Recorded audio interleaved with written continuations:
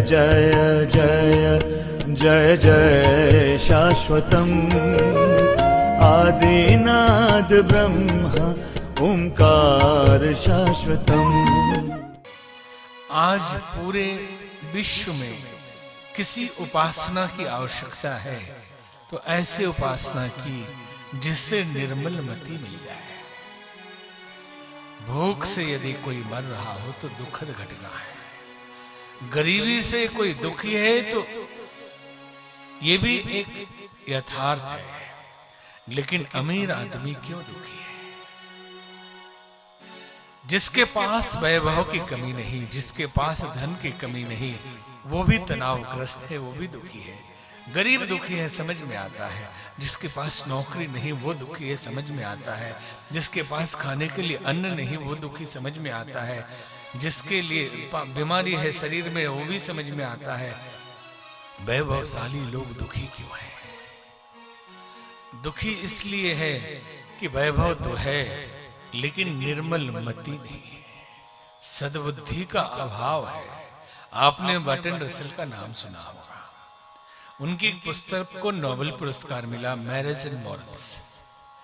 द्वितीय विश्व युद्ध को रोकने में उन्होंने बहुत भूमिका निभाई। उनका एक आर्टिकल है नॉलेज और विजडम। अब ऐसे हम अर्थ करेंगे तो नॉलेज मतलब जानकारी या ज्ञान, और विजडम मतलब विवेक। नॉलेज और विजडम,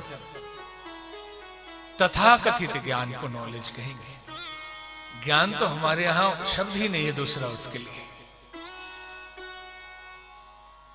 जो जगत के समस्त रहस्य को जिससे समझा जा सके, परमात्मा को जाना जा सके, उसे ज्ञान कहते हैं।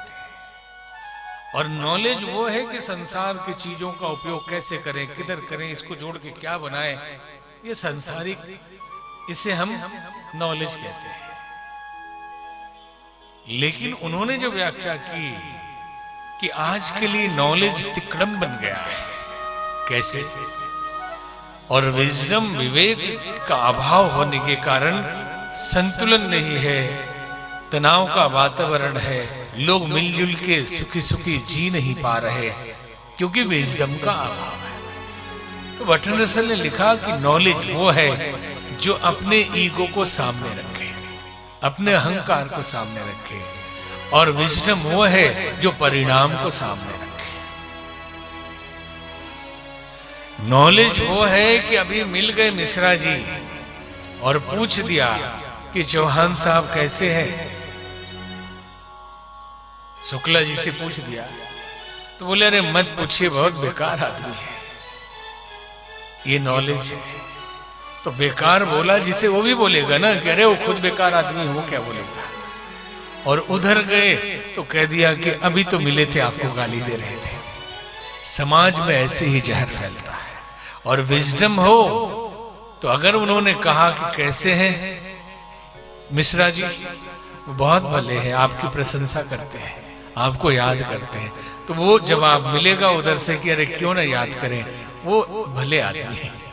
पूरे समाज में प्रेम का वातावरण बन जाए। लेकिन आज सद्बुद्धि के पूजा का अभाव है। हम केवल वैभव की पूजा कर रहे हैं, केवल लक्ष्मी की पूजा कर रहे हैं, ज्ञान की पूजा। सरस्वती को कौन पूज रहा है? कुछ प्रदेश में तो सरस्वती पूजा ही बंद करा दी जा रही है, जैसे बंगाल जैसी जगह कि दुर्गा पूजा मत करिए, सरस्वती पूजा मत करिए। अरे सरस्वती पूजा मतलब ज्ञान की पूजा, विवेक की पूजा। अगर विवेक न रहे तो ऐसे ही समाज बिखरता जाएगा। गायत्री मंत्र क्या कहता है? धियो यो नः प्रचोदयात् जासु कृपा निर्मल मति पाई। जिसकी कृपा से निर्मल मति मिलती है, ऐसी जगदम्बा भवानी जानकी जी की वंदना गोस्वामी जी ने की। हमें मांगना नहीं आता, भगवान देने के लिए तो तैयार है, लेकिन हम ले नहीं पाते। एक जगह एक बार भगवान धरती पे आया और सैलानी माता मंदिर के पास उतर गए और एक परिवार में गए, पति पत्नी दोनों थे। भगवान ने पूछा कि देखो भाई, मैं भोलेनाथ शंकर भगवान हूं, और एक वरदान एक आदमी को दूंगा। तो पत्नी सामने थी पहले, पत्नी से कहा कि मांग लो एक वरदान। समस्या ये होती है कि हम मंदिरों में तो जाते हैं, लेकिन ख्याल ही नहीं रहता कि हम मंदिर में भगवान के पास आए हैं। ख्याल तो ये रहता है कि मंदिर में भगवान की मूर्ति के पास आए हैं। फर्क समझ लीजिए। ये ख्याल नहीं रहता कि मंदिर में हम भगवान के पास आए हैं, ख्याल ये रहता है कि हम मंदिर में भगवान की मूर्ति के सामने आए हैं। जिस दिन ये ख्याल आ जाए कि भगवान के मूर्ति नहीं, हम भगवान के सामने आए हैं, तो भगवान प्रकट हो जाएंगे।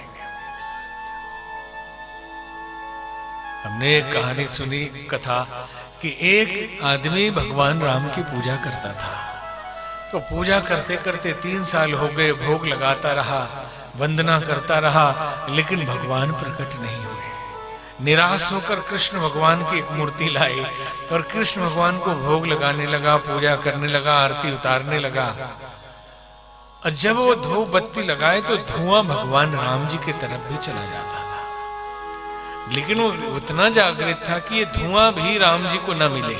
इन्होंने दर्शन नहीं दिया, ये दर्शन इन्होंने नहीं दिया तो धुआं भी इनके पास नहीं जाना चाहिए, खुशबू नहीं जानी चाहिए। बार बार हिलाए लेकिन धुआं फिर चला जाए। वो खुशबू राम जी को रुई निकाला और नाक में ठूस दिया। राम जी के नाक में रुई ठूस दी। राम जी अकबका खड़े हो गए, अरे मेरे नाक में रुई ठूस दिया, मेरा दम घुट रहा।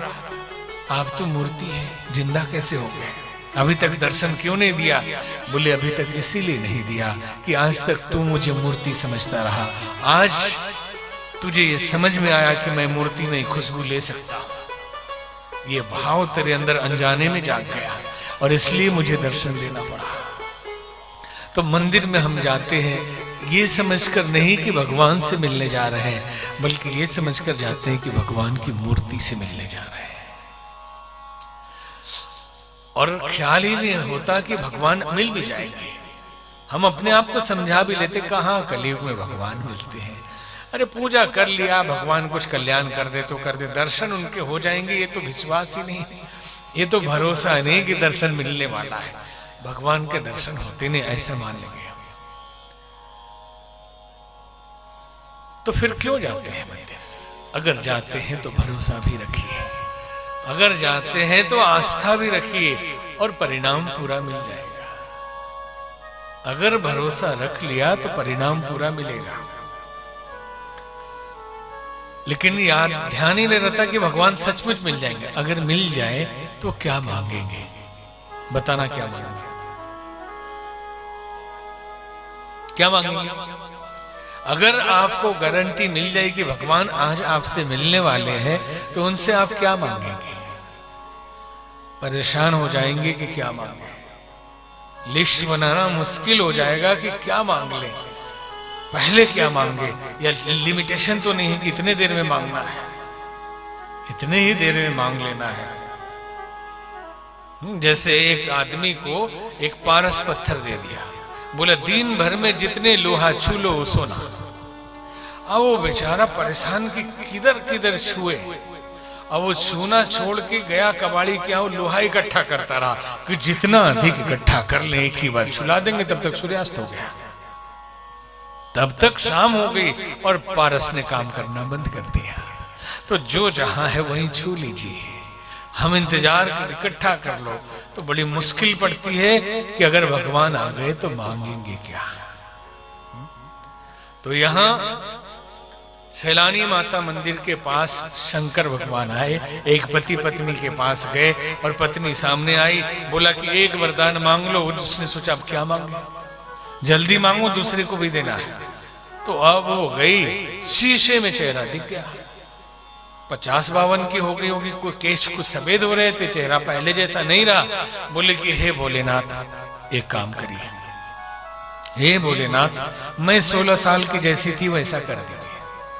उन्होंने तुरंत कहा तथास्तु। तुरंत 16 साल का उनको कर दिया।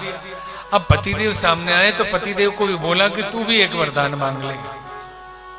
तो एक वरदान उनको भी मांगना था, लेकिन वो बेचारे हैरान कि मैं क्या मांगू। गुस्से में आके मेरी पत्नी 52 साल वाली 16 साल की हो गई और मैं 62 साल का हूं। ये तो बेवकूफी वाली बात है ना, ऐसा क्यों किया इसने। शंकर भगवान ने कहा कि यार क्यों किया ये जाने, आप अपना मांग लो, कुछ नहीं चाहिए, इसको सुअरिया बना दीजिए। उन्होंने कहा तथास्तु। अब वो सुअर बन के उधर डोलने लगी और बच्चे को पूछा तू भी एक मांग ले। और बच्चे को समझ में नहीं आ रहा।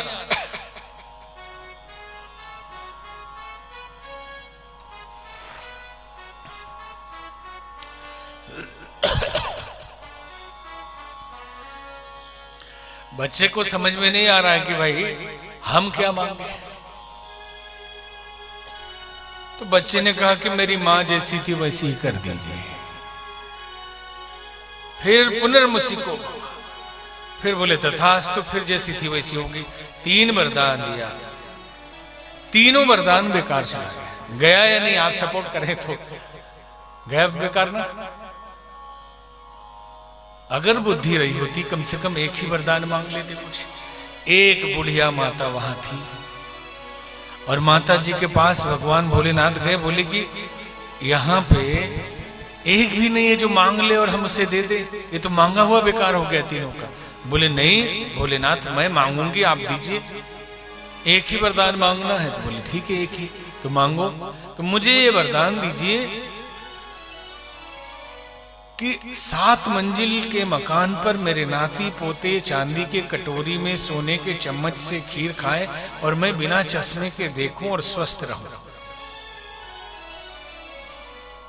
इतनी उम्र हो कि नाती पोते इतना वैभव हो कि 7 मंजिल का मकान हो, सोने चांदी में खाए और स्वस्थ भी रहूं, आंख भी ठीक रहे कि 7 मंजिल पे भी दिखाई पड़े।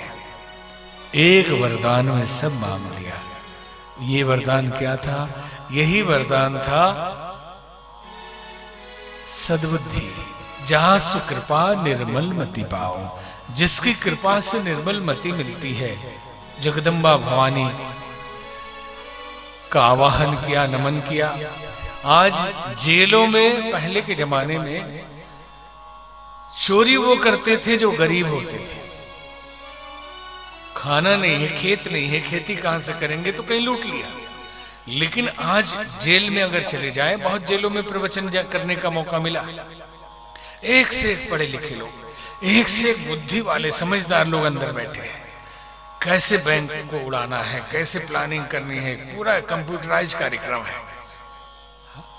सारे दिमाग वाले लोग बैठे हैं, क्योंकि बुद्धि का उपयोग जहां होना चाहिए वो नहीं हो रहा है, कहीं और हो रहा है। आदमी तो केकड़ा बन गया। बड़े भाग्य मानुस्तन पावा, सुर दुर्लभ सदग्रंथ गावा, और हो गए केकड़ा। केकड़ा देखा आप लोगों ने? केकड़ा देखा कभी? आप लोगों ने देखा है, शायद सामने वालों ने नहीं देखा है। नहीं देखा? अरे ऐसे ऐसे 8-8 पैर होता है उसका, आगे से भी होता है। तो एक शहर का आदमी जो शहर में कहीं रहता था और कभी गांव नहीं गया, तो गांव में गया तो एक मछुआरे को मछली पकड़ते हुए देखा। मछलियां नहीं आ रही थी, बेचारा केकड़े पकड़ पकड़ के खुली टोकरी में डालता जाता था। शहर का आदमी केकड़े के स्वभाव से परिचित नहीं था, तो उसने कहा कि भाई मछुआरा, मछली को ढक के रखो, केकड़े को नहीं तो भाग जाएगा। तो बोले बाबू लगता है शहर से आए हैं, केकड़ों के स्वभाव से परिचय आपका नहीं है। बोले क्या है स्वभाव? एक जैसे ऊपर उठेगा दूसरा टांग पकड़ के लटक जाएगा, दूसरा जैसे उठेगा तीसरा लटक जाएगा, वे बाहर निकल ही नहीं सकते, इसी में घूमेंगे सब। दूर का आदमी कोई एमपी एमएलए मुखिया प्रधान बन जाए कोई बात नहीं, अपना पड़ोसी, अपना रिश्तेदार, अपना परिचित कैसे बन जाएगा? कोशिश करो कि टिकट ही ना मिले, और मिल भी जाए तो वोट कोई दुनिया दे दे, हम नहीं देने वाले इसको। हमारा पड़ोसी, हमारे परिवार का आदमी आज ऐसे है, अकल बन गया तो ये ठीक से बात ही नहीं करेगा। केकड़े हो गए हम। ए मनुज किस पतन गर्त में खो गया, आज देवत्व तेरा कहां सो गया। देवता भी तरसते थे जिस देह को, उस देह को आज क्या हो गया।